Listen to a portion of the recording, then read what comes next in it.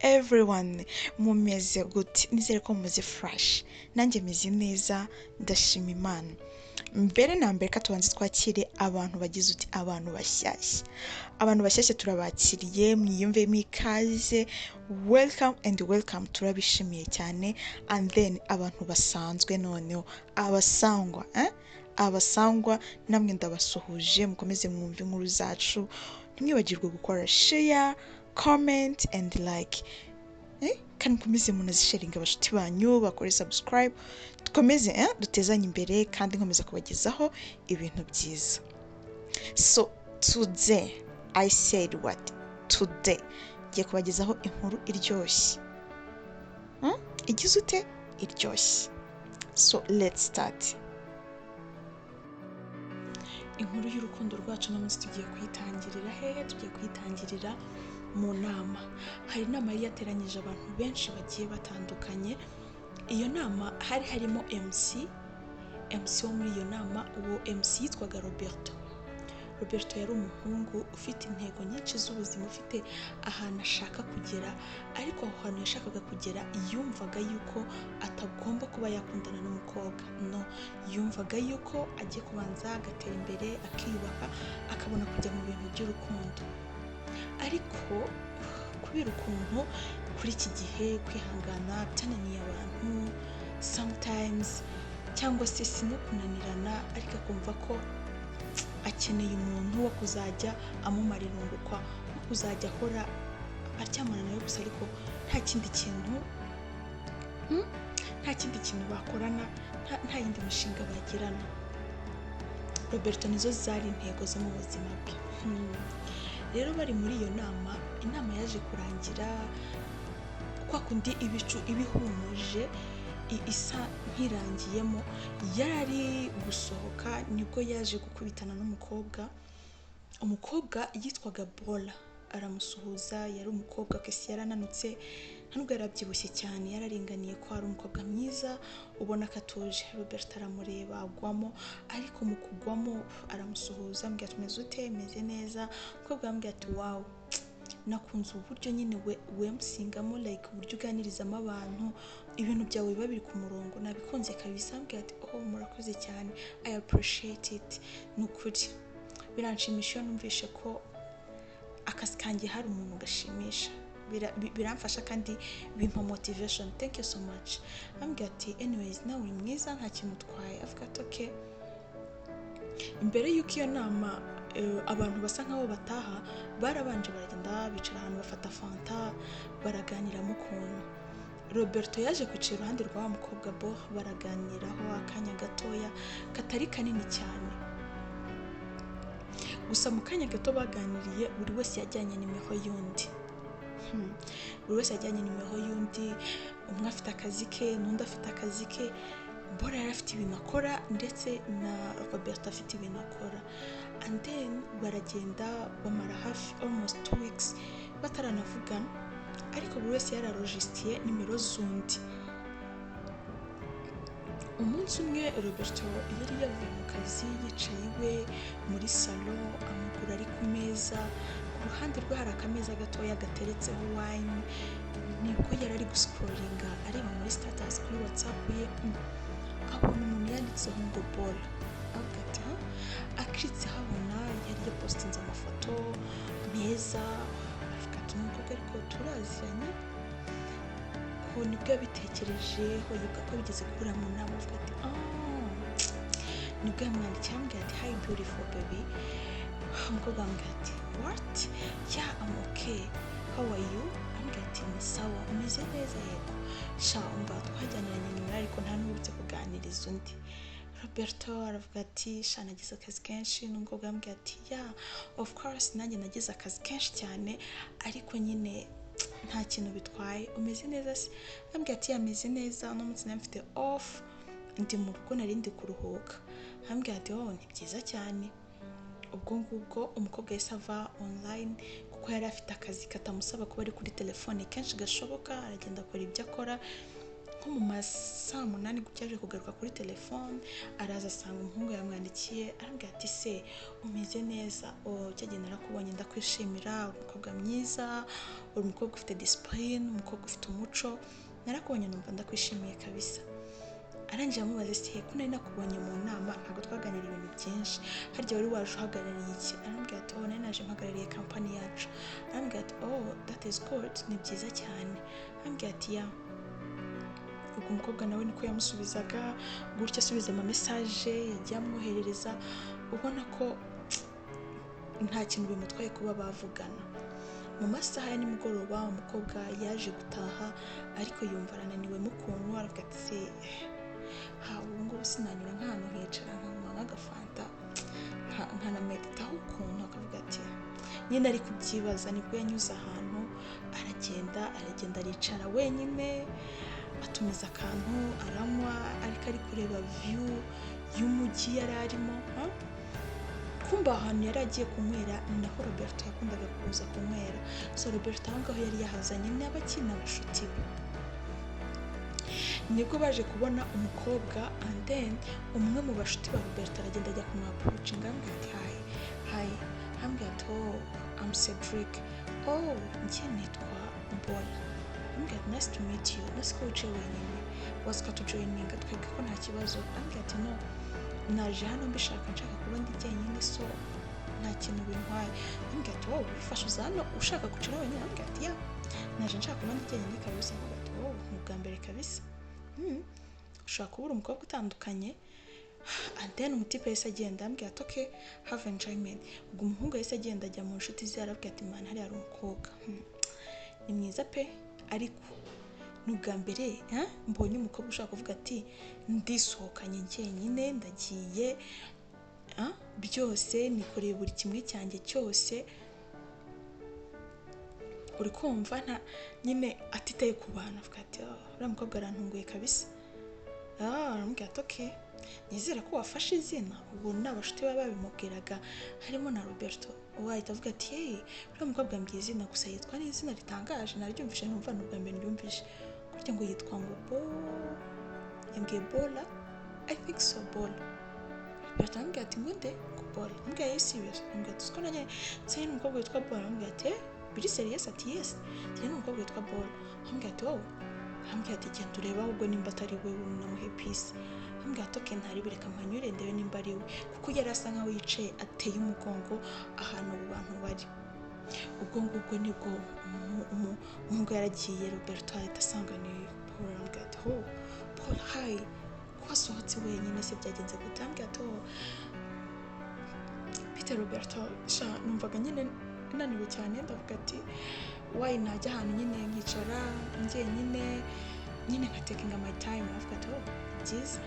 Uriya muhungu araje atubwira ngo yakuganirije ngo yitwa Bola. Ntanumva ko nanjye nzanye n'umuntu witwa Bola, ndavuga ati why not nacekinga nimba atari wowe. Aravuga ati ni byiza cyane, umeze neza se? Yameze bon, waje kwenjoyinga isi? Ya, naje kwenjoyinga. So rero reka mfate time yanjye, ubwo nyine ninjya kugenda ndagusezera. Aravuga ati nta kibazo, ubwo se nakujoyininga? Arambwira ati no, ntabwo wanjoyininga cause naje nshaka time yanjye, maybe we can plan another meeting njyewe nawe undi munsi. Arambwira ati okay, nta kintu bitwaye. Ubwo Roberto yahise asubira ku bashuti be, barakomeza baraganira, ariko nyine Bola yari asa nkaho amuhaye challenge, like n'ubwa mbere yabonye umukobwa umwiryaho, aravuga ati undi what kind of this girl. Ubwo nyine Bola ya spending time ye nkuko yari yayiteganyije aho ngaho. Arangije nibwo igihe cyo gutaha cyageze, araza abanyuramo arabasezera aritahira. Agitaha umutipe ahita amwandikira arambwira ati ugira urugendo rwiza, please umbwire nugera mu rugo. Umukobwa arambwira ati okay. Mu by'ukuri Bola nta na boyfriend yari afite, yari ari single and satisfied, my dear. Ubwo ngubwo nibwo batangiye kubamo close somehow, bakajya bagenda bavugana. Umunsi umwe baje gupanga kujya gusangira nk'uko babivuganye ubushize, baragenda bajya gusangira, Roberto ndetse na Bola barasangira, ubona ko ari ibintu bishimishije. Gusa bose bagiye kwishyura, buri wese yishyura ibyo yariye n'ibyo undi yari nyine buri wese yari yishyurira kwa. So Roberto nabwo birakomeza biramucanga, aravuga ati I have to be gentle of this girl, kuri uyu mukobwa kugira ngo wenda bari n'umukobwa ashobora kuba ameze neza kabisa, kuko yazajya amfasha kwicuma muri ubu buzima, ndabona atanstressa, afite akazi, ntabwo yansaba ibintu byinshi, ubundi nawe icyo ashaka ni umutipe. Ako se aramushaka koko?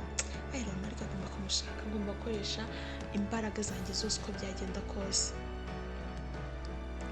Ubwo ngubwo nibwo bakomeje kuganira, bagiye gusangira, barataha, buri wese ataha ukwe, buri wese atahiwe n'undi atahiwe, ubundi barakomeza baracatinga, baragenda baba becomes friend kabisa. Nibwo umuhungu yaje guhamagara umukobwa ari mu gatondo, amubwira amagambo meza, aramubwira ati Bora narakwishimiye, bibaye byiza twakigira mu rukundo. Bora aramuseka cyane, aramubwira ati kuki utabimbwiye face to face, kumva ko wabimbwira kuri telefone. Aramubwira ati yo numvaga nta kintu bitwaye ko uranzi, nanjye ndakuzi, so ntago tumenyanye kuri social media uvuge ngo ntago nzi. Ya Bora bumva baramutsinze, ariko aratuza arabyakira, arambwira ati okay nta kibazo, ka dukomeze tube inshuti nzagusubiza. Arambwira ati okay nta ribi. So baraganira ibintu byose. Umunsi umwe nibwo yaje kumubwira ati ndashaka kuza ko tuganira. Arambwira ati okay nta ribi. Ubwo baje kuza gufata umwanya, baragenda baraganira. Bora nawe aramwemerera, mu mutima wa Robert arishima cyane, aravuga thank you. Nibwo yamwegeraga akamuhobera, ariko byo kwiyerurutsa kisinga biri aho ngaho, bitari ibintu bya danger. Umva bakajya bahura kenshi gashoboka koko, akajya mutumira uze kundeba kenshi gashoboka kabisa. N'umukobwa ntiyamustressaga, ntiyamuhamagaraga cyane, nta kintu na kimwe yamwakaga pe, nyine ubona ngo arakimwaka gusa. Umuhungu rimwe na rimwe akagerageza kwerekana yuko amukunda, akamubwira ati imisatsi yawe irasa nabi, reka tujye muri salon, akamujyana akamukoreshereza imisatsi, akamukoreshereza inzara, sometimes akamujyana no gushopinga, kozi yari umuntu winjiza amafaranga menshi. Umukobwa nawe akagenda avuga ati umuhungu arankunda, ariko umukobwa akomeza kumukunda cyane. Ariko mu by'ukuri umuhungu ntiyamukundaga, kuko umuhungu yumvaga yuko ntabwo aragera ku nzozi z'umukobwa ashaka, no, yumvaga umukobwa ari gukoresha n'uwo ashaka kuzajya yinezezaho gusa, nta kindi, nta wundi mubano akeneye kubagirana, no kumufasha ubuzima bukicuma, atavuze ngo arajya mu bakobwa benshi cyangwa arajya guhiga ayo mabica ari ku ruhande, gutyo.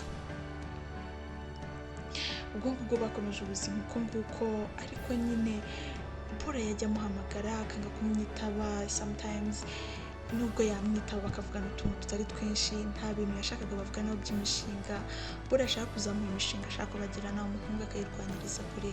Abashiri turacyari batoya, kandi urukundo rwacu ruracyari hafi, reka tubanze rukomere, turebe aho twerekeza, tubone gupanga iyo mishinga. Umukobwa nawe akabyumva koko, ariko nanone ukabona ko harimo ikibazo gutyo. Ubwo baragiye baspendingana almost umwaka n'igice, ariko bameze. None umukobwa akajya abona umuhungu, nyine nawe yaratekerezaga, akabona umuhungu ikintu bapfana gusa ni uguhura, kandi bamaze guhura buri wese atacukunda agacuke. Kibazo n'umuhungu nta kintu cya danger tujya tuganira, ntaki ubundi arashaka iki? Nibwo yaje kuvuga ati reka nze umunsi umwe nzifate, mbure nk'icyumweru cyose ndebe uburyo biri bugende. Ubwo ngubwo umukobwa yarabanje aratuza, icyumweru kimwe kirarangira, none ikindi kigiye gutangira. Nibwo yebwe mu ngambwe ati rero njye ntabwo meze neza, please ushatse wampa igihe nyitekerezaho, twumva ibintu ntakibirimo neza. Umugambwe ati sinakoreye ikosa.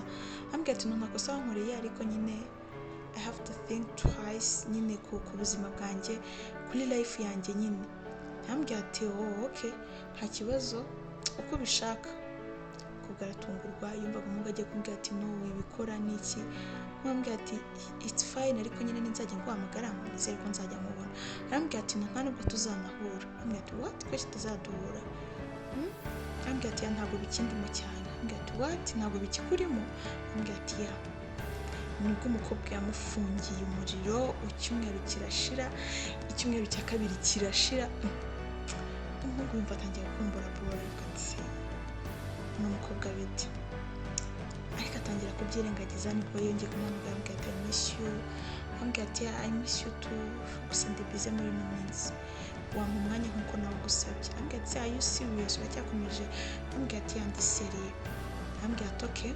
Umukobwa we niko yagendaga amutesitinga areba. Umunsi umwe umukobwa aramwandikira arambwira ati rero nabonye ikintu wifuza mu buzima bwawe ari uko buri gihe nkora nawe dukora biriya bintu, so kandi mu by'ukuri nta hantu byazatugeza, kandi imyaka ngezemo ntabwo ari imyaka yo kuza kwirwa nkina, so better we can stop this shit. Ambwira umutipe atungurwa n'iyo message aravuga ati okay it's fine, nta kintu bitwaye. Umukobwa nyine abonye umuhungu abikonfaminze avuga ati ya n'undi nicyo yashakaga. Umukobwa aragenda aratuza ariyakira aravuga ati okay ntaribi, aravuga ati ibi bintu mvuyemo birababaje ariko I have mfite gufata igihe cyanjye nkiyitaho nkongera nkabyinjiramo. Yarongera afata igihe cye nk'uko bisanzwe, arongera yiyitaho, arongera asubira mu kazi neza, ari muri mood ntabyo kuvuga ngo ari stress n'ibintu by'inkundo. Nyine nabwo arabanza yitekerezaho pe bishoboka rwose. Nibwo haje gushira igihe kitarenze nk'amezi 6 umutipe yaje kwandikira umukobwa ambwira ati can we meet. Umukobwa ambwira ati no, twakoze break up kandi okay mu by'ukuri njye naragukundaga kandi wese icyo wari ugambira wari ufite ibikugenza kandi warabinyeretse, so njye ntabwo nahura nawe, ndacyari muri time yo kuba nabanza bikanshiramo. Arambwira ati no njye ndashaka kurana nawe. Ambwira ati no ntabwo bishoboka. Umukobwa ahita amukupa, yari umukobwa uri serious.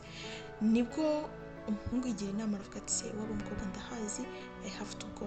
Nibwo yaje guplaninga. Umunsi umwe aragenda yahasanze umukozi w'umukobwa arambwira ati bite ni byiza. Arambwira ati semaje aho yaje. Arambwira ati no gusa yaramamagaye, arambwira amushyuhiriza amazi yagiye kuza. Avuga ati okay ikibazo. Nibwo umuhungu yaragiye yicara muri salo, umutanti wamukoreraga aramwakira amuha buri kimwe cyose. Umukobwa avuye ku kazi Bora umuza yagiye kumwakira, arambwira ati hari umushyitsi wagusuye. Arambwira ati uwo mushyitsi wese? Arambwira ati ni umuhungu. Arambwira ati umuhungu? Ati okay ndaje kanci inyuma mbanze ngenda nitegure mbone kuzira muri salo rimwe. Avuga ati nta kibazo. Umukobwa yagiye arambwira ati rero mwabuje yahageze ariko aciye inyuma avuze ati reka banze ngenda yitunganye araza. Mu by'ukuri umutipe we ntabwo yahise yumva yuko nk'umukobwa yanze kuza kujya spending igihe kinini aho ngaho, ahubwo yahise yumva ibintu biri negative, yumvaga nk'umukobwa amuhunze cyangwa se yamumenye. Atambwira ati se chambre ye ni ye? Aravuga ati ni iriya. Rero ko Bora yumvaga yuko nta muntu ushaka kwinjira mu cyumba cye, ntawe nyine chambre yabaga okay yegetseho ariko nyine itarimo urufunguzo. Umutipe nibwo yahise yinjira muri chambre ahita akinga. Umukobwa yari muri douche, arangije aragenda aramureba, arangije aramuhobera, gusa we yaracyambaye imyenda. Arambwira ati please winsiga ndagusabye. Arambwira ati what, winjiye hano gute? Arambwira ati no kandi nturenganye uriya mutantine wawe, nta nubwo azi ko nanageze hano. Umukobwa agiye kuvuza induru aratuza aho gakeya. Arambwira ati sindi wakubwiye ngo uze hano ko twatandukanye? Arambwira ati ntabwo nshaka kukureka. Arambwira ati nose ukumva okay ikikumbuye ndakizi, okay reka nsoze koga inze tugire uko tubigenza ariko mvira hano igende. Umutipe bwose n'umukobwa koko okay. Arambwira ati okay ntaribi. Mu by'ukuri nabyo ntiyari kubyanga, yari kubyemera. Aragenda aratuza. Umukobwa arazarangiza koga, baranywa drink aho ngaho, ubundi barinezeza cap bararangiza. Umukobwa arambwira ati rero I think so ko dusoje twumva wagenda. Umugabo arambwira ati no ntabwo mva hano, ndaguma hano mpaka unyemereye urukundo tugakundana, kuko njyewe mu by'ukuri wenda nzakubwiza ukuri nyuma ariko ndakwingenze nzavana ari ukubyemeye. Umukobwa aramuseka arambwira ati ndamutse ntabyemeye? Arambwira ati no uzabyemera, ndabizi ko nkundaga biri seriye kandi nanjye ndikumva mukunda biri seriye. Arambwira ati mukunda biri seriye wowe cyangwa ni impanga yawe yaje ntabizi? Ubwo umukobwa yaramuretse aragenda muri salo ararya, akarutse kuryama umuhungu aracyari seriye ntashaka no kuva aho ngaho. ntaraza ariryamira mu nta kintu byari bimubwiye, bararyama ku buriri bumwe, ariko umukobwa yambwiye ati ntunyegere, bararyama buracya, umukobwa aritegura ajya mu kazi, umutipe aguma aho ngaho, arabyuka ategura shambure nk'ibisanzwe, akora na breakfast, aranywa, umukobwa yagiye mu kazi. Ku manywa umukobwa ahamagara umutati n'arambwira ati se wa muntu asize mu rugo aracyahari? Arambwira ati yego arahari, ari muri shambure. Umukobwa aratungurwa, bikabuze karatuza, arataha, arambwira ati se uri serious mwana? Arambwira ati yeah ndi serious. Umukobwa arambwira ati okay nta kintu bitwaye, ko n'ubundi mu by'ukuri umukobwa ntiyari kumunaniza ngo bimufate igihe kinini, kandi nawe yaramukundaga. Ubwo ngubwo nibwo baje kwiyunga, bahita bajya gusangira outside. Nibwo umuhungu yamubwiza gukora, arambwira ati mu by'ukuri njye ntabwo numvaga ntazakunda vuba, numvaga nta mutima w'urukundo mfite, kubera yuko numvaga nzakunda naragize amafaranga menshi, nyine hari ahantu nageze. Rero duhuye numvaga like tuzatwihurira tukenjoyinga nta kindi. Mu by'ukuri waranabibonye kandi warageze aho urabibona, ariko nanone ukimara kugenda hashize nk'amezi 2 nibwo namenye yuko ngukunda. Hashize amezi 3 shambona nibyo pe, nkajya mbona nta mukobwa wagusimbura n'umwe. Umukobwa biramusiza cyane, arambwira ati okay narakubabariye byarangiye, so we have to plan, nyine dufite gutegura ubuzima bwacu. Ubwo ngubwo nibwo biyunze bakomerezaho gukundana. So ikintu twakijya mu rukundo, kujya mu kintu ntago ukita ikosa utaragihuriramo n'ikintu. Uko bigaragara Bora yinjiye mu kintu azi ngo ni urukundo, kuko bisereka nawe hari igihe abonaga ari urukundo, ariko nyine uko igihe cyagendaga kiza agendaga asesegura, areba uburyo nyine abanyemo n'uwo muhungu, aza kubona ko atari shyashya, abivamo aranituriza, ariko nyuma na nyuma umuhungu aza kwigarura gutyo. So tujye twiga kwitekerezaho mu buzima bwacu, ikintu tubona kitagenda neza tugifatirane bikiri bishya bitaragera kure, kuko ngubwo igiti kigora kiri gito gutyo. So don't forget to subscribe, share and comment, and thank you for watching my video. Love you.